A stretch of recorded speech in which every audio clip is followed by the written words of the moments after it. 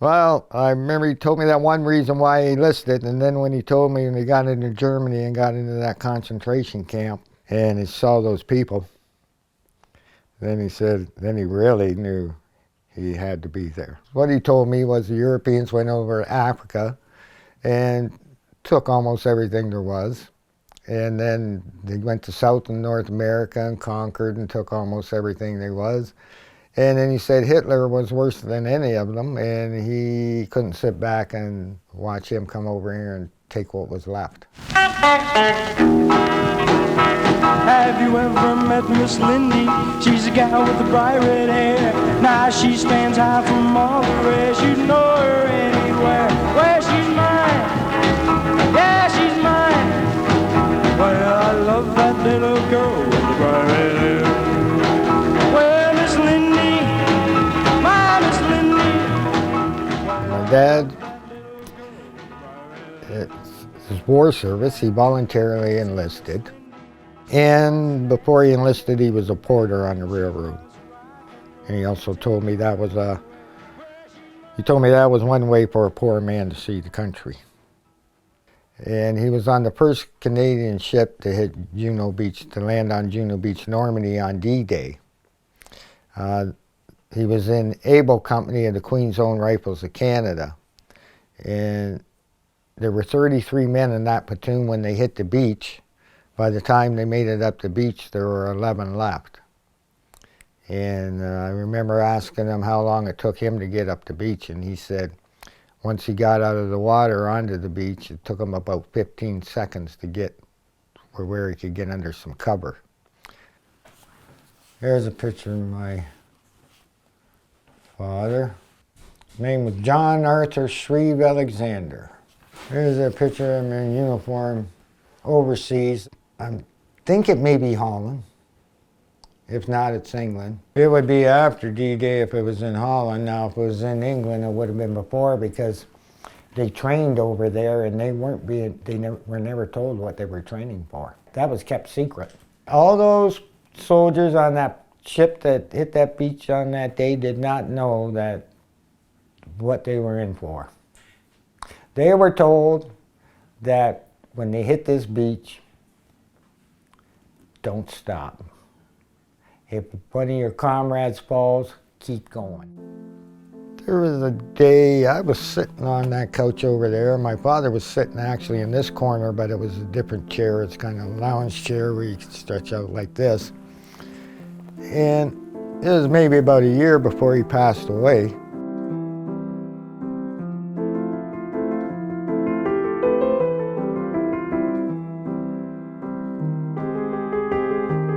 I saw him writing on a used envelope. And then I never saw the envelope again. And then maybe a year or two ago, I was going through some of the war books in the shelves out in the hallway, and the envelope fell out.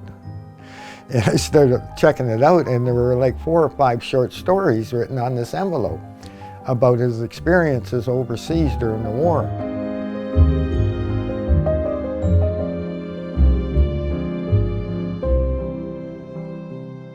Okay, this is an old used envelope I saw my father writing on maybe a year before he passed away. And I don't know how he could write so small either. But he sure got a lot of stories on that small envelope. So these are written down first-hand experiences of somebody that was there. And it was on D-Day. Once they got inland, and actually Able Company got further inland than any other troops, and it kind of put them in a bad position because now they were surrounded by the Nazis. The first time he wrote on that story, they're inland now, and he said the first time he knew it was his bullet that killed that German officer. You know, when you got guys on every side of you and you're all shooting in the same direction, you don't know if your bullet took that man down or his bullet took that man down. But this time he knew it was his bullet that took that man down. And him and another Canadian soldier went out and they took the guy's wallet out of his pocket, and the guy handed my father a picture out of the wallet. And my father looked at it, and it was a picture of that German SS officer, his wife, and 2 young boys. And my dad said he carried that picture around with him for 2 weeks before he finally discarded it. And then his last sentence was, "Felt bad." So even though, you know, that shows kind of a different perspective on war, even though, you know, the guy's your enemy, basically he's got the same dreams and hopes that you have. This is a German SS officer's dagger that my father took on D-Day. So it's still got the eagle head handle, and it's still got the leather sheath. It's in great shape. And my dad, he was wounded pretty bad over there the last time he was wounded, so he had a piece of shrapnel that went through his kneecap. And so when he came back, he was limping pretty good at first, and he was using a cane. And so what he did, he had this dagger down his pant leg. He had 2 pistols down his pant leg and a disassembled rifle down that pant leg, and because he was limping on it anyways and keeping it straight. And that's how he got it back into Canada. I've been told he was always pretty comical.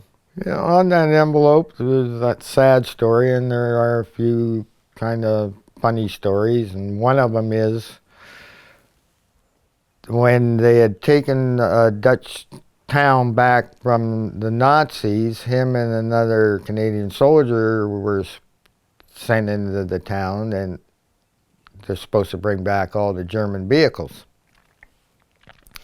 And so they went into town looking for these German vehicles, and one day they found a car they liked, so they took it to a Dutch auto body shop, and they had the guy paint it white and put a Red Cross symbol on it, and because nobody's supposed to fire on a Red Cross thing, and they would drive it around in the town while they were there, and then they'd also be looking for the vehicles, other vehicles while they're doing it, and then eventually they'd hop in a couple of German vehicles and bring them back to the compound. But every once in a while, they needed gas for this car they had hidden in that town. And there was no gas in the town because it had been taken. But there was gas at the Canadian compound. So what they would do when they needed fuel for that car, at supper time, they would take turns starting a ruckus in the mess hall while the other one went and got a can of gas, and he would hide it. And that was for their car in town when they were sent back into town to get more German vehicles. And he also told me that his commanding officer kind of got a suspicion that he was somehow involved in this little bit of missing gas that was going. And he said, "Alexander, I know you're behind some of this missing gas, but I just can't prove it." Of course, my dad didn't admit it, wasn't going to admit it. And then another time he talked about, this was after he was severely wounded from that first story I told you, and he was there in the hospital, and there were Canadian and American soldiers in that hospital, and the American soldier beside him had lost both of his arms. And so my dad was cutting his hair and shaving him. And so when this American soldier's commanding officer came in to see him, he said, "Man, you're looking good. You're all shaved up here, all cut." He says, "Who's doing that for you?" And he looked at my dad and said, "Oh, Canada over there is doing that for me."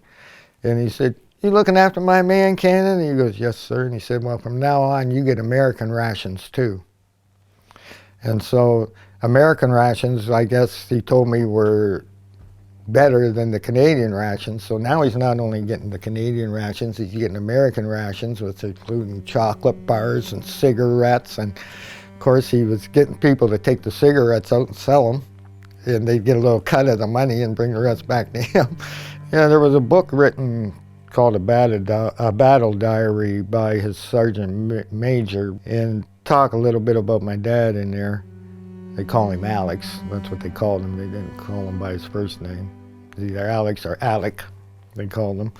And talked about how good he was at foxholes, how good my dad was at building foxholes and how sturdy they were.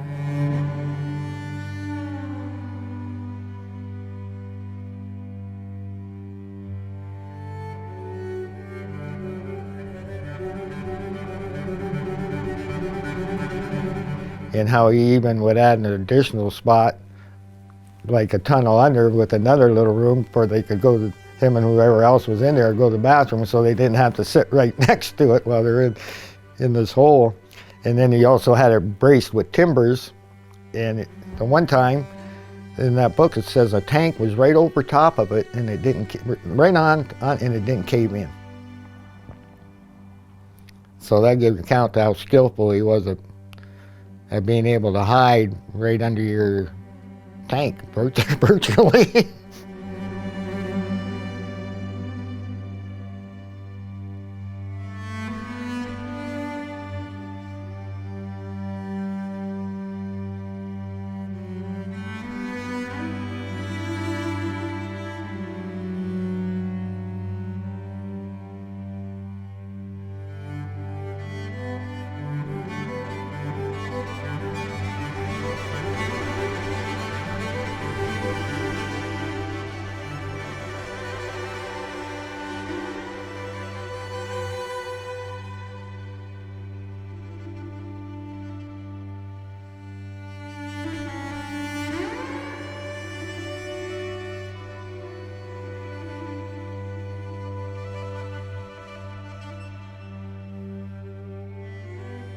His experience dressed in uniform while he was still in Ontario was one time he went to a restaurant in Windsor, Ontario, to get a meal, and he was dressed in full military uniform, and he was refused service because of the color of his skin.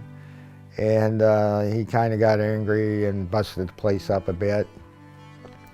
And the police were called, and the officer said, "What's the problem, soldier?" And he says, "I'm getting shipped overseas shortly."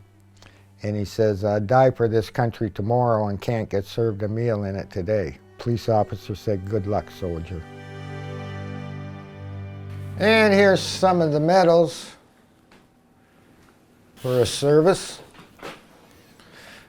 So this is going to be the star of one country, the star of another country. And he has a brick on the Juno Beach Memorial over in Normandy, and this is what's inscribed on it.